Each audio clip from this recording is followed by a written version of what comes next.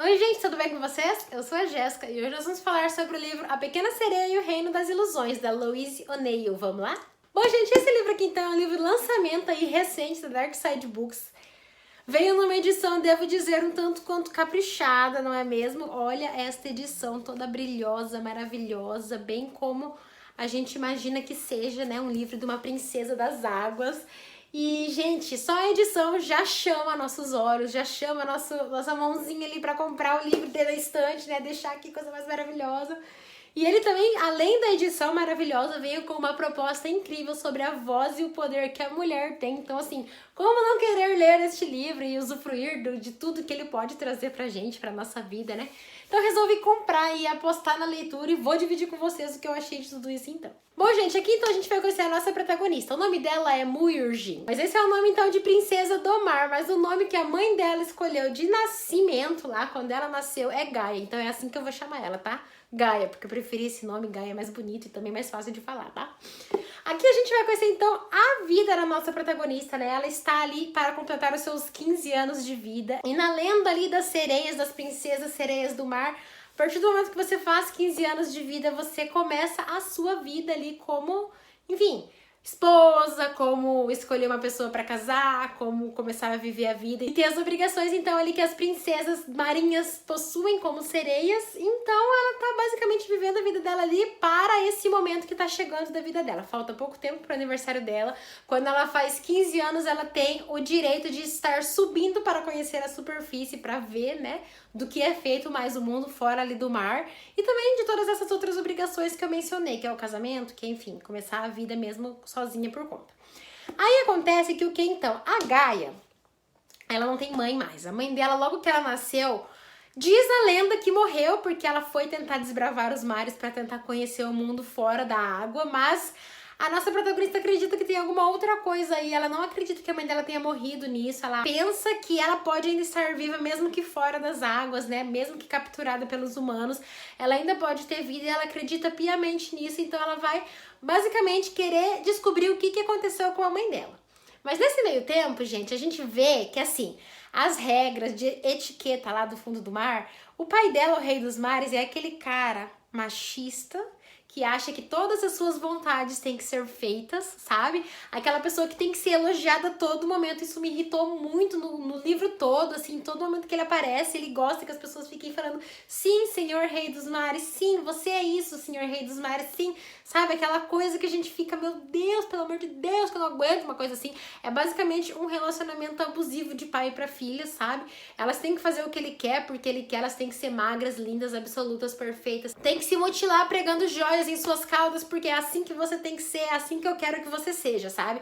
Então aí já é um ponto bem crítico que a gente tem que mencionar numa resenha, né, desse livro, porque é um ponto que às vezes, se a gente não vai com tanta atenção, a gente acha um tanto quanto normal, porque é o pai dela achando, né, querendo pelas regras culturais, leis culturais lá do fundo do mar, que ela seja uma sereia linda e maravilhosa, mas as coisas não são bem assim, né? A gente sabe que não tem que acreditar nisso, nesse padrão que a sociedade impõe ali, seja dentro do mar, seja fora do mar, seja em qualquer lugar. Eu acredito que esses padrões foram coisas que me fizeram refletir muito no decorrer desse livro, porque foram coisas que às vezes a gente tá tão acostumado, gente, com esse padrão que a sociedade colocou, que é ser magrinho, que é ser bundinha bonitinha sem celulite, que é ser cabelo lindo maravilhoso, que é isso e aquilo, e a gente tá tão acostumado com isso porque é o que a gente vê, então é o que a gente acaba buscando, né?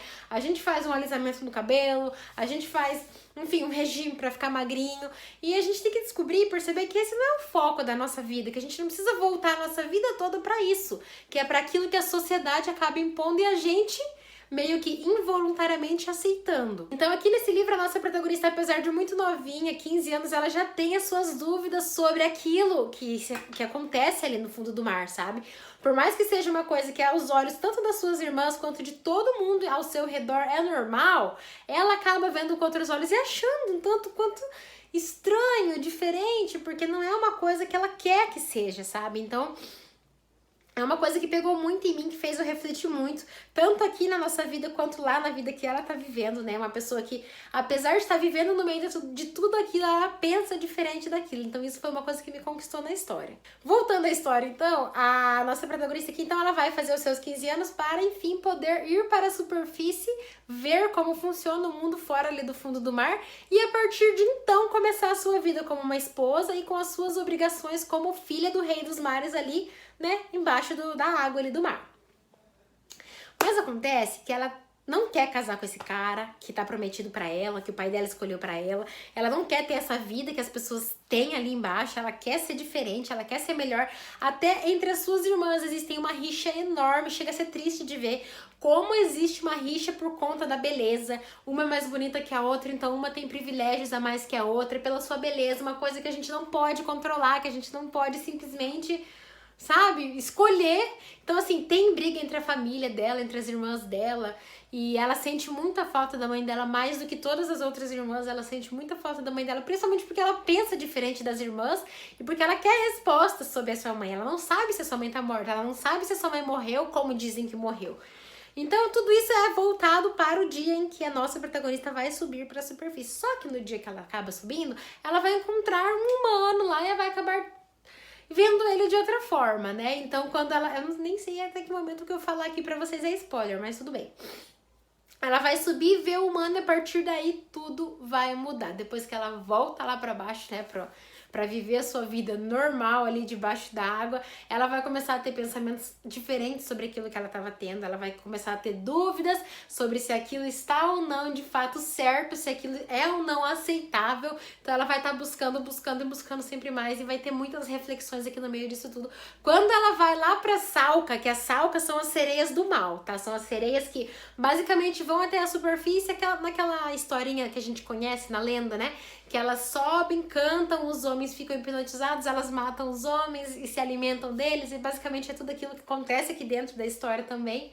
Então ela vai estar buscando a Salca para tentar ter respostas para as perguntas que ela quer ter, né? Inclusive tem a Bruxa do Mar também, que é uma coisa que eu achei maravilhoso, que deu vários tapas na minha cara com reflexões que ela trouxe da sociedade, de pessoas, do que a gente quer, do que a gente busca pra vida, sabe?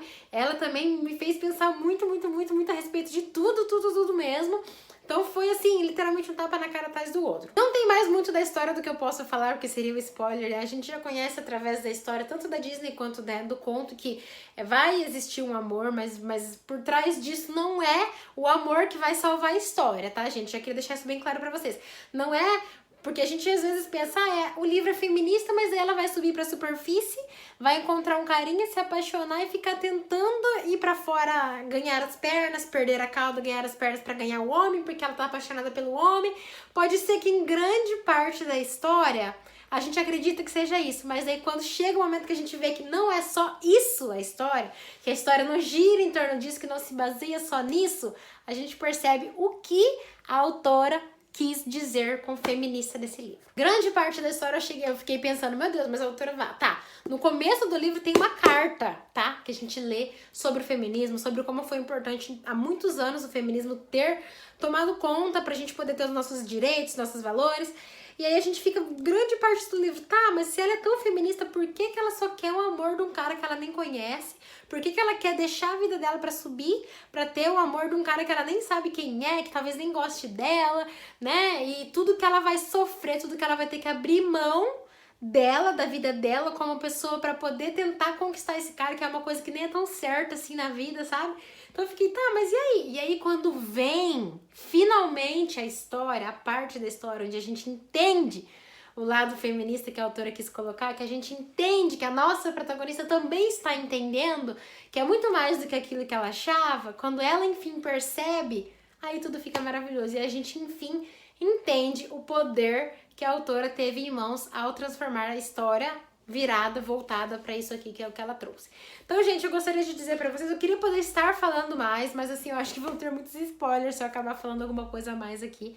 Mas eu queria dizer pra vocês que, assim, apesar de eu ter visto muitas críticas de pessoas falando que o livro veio com essa proposta forte e acabou não entregando tanto quanto a autora prometeu no começo do livro, naquela carta, eu acho que a gente tem que abrir os olhos e tentar entender que, assim, o fato da autora ter colocado em sua essência ali, da personagem principal, desde o começo da história, só o fato de ter uma dúvida, de pensar, tipo, chegar a cogitar a ideia de isso é normal? A gente tá vivendo uma vida aqui de baixo, baseada em beleza, em poder através da beleza. Será que isso é uma coisa que eu quero pra mim? Só o fato dela pensar isso já faz com que o livro se torne mais do que aquilo que o conto de fadas traz, mais do que aquilo do que muita gente acredita que seja, que a beleza da princesa é o que vale, é o que prevalece, as princesas têm que ser todas lindas e maravilhosas, sabe?